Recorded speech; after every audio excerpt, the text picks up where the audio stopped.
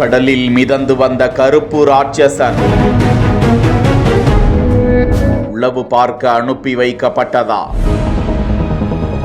அருகில் அஞ்சி அஞ்சி சென்ற அதிகாரிகள். சீன மொழியில் எழுதப்பட்டிருந்த தடயம்.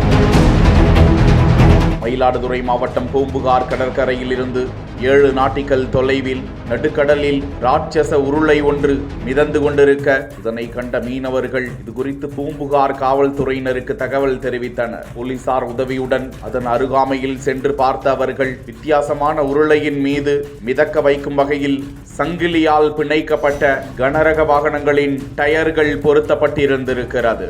அதனை கயிறு கட்டி கரைக்கு இழுத்து வந்து கிரேன் மூலமாக தூக்கி பாதுகாப்பாக பூம்புகார் துறைமுகத்தில் இறக்கி சோதித்த போது 12 அடி நீளம், 21 அடி சுற்றளவு, 20 டயர்களை சங்கிலியால் பிணைத்து அது மிதந்து வந்திருக்கிறது என்றும், விசாரணையில் அதில் சீன மொழியில் எழுதப்பட்டிருப்பதால் கப்பல்களில் பயன்படுத்தக்கூடிய பொருள் கடலில் விழுந்திருக்கலாம் என்றும் இது குறித்து தொடர்ந்து விசாரித்து வருகிறார்கள்.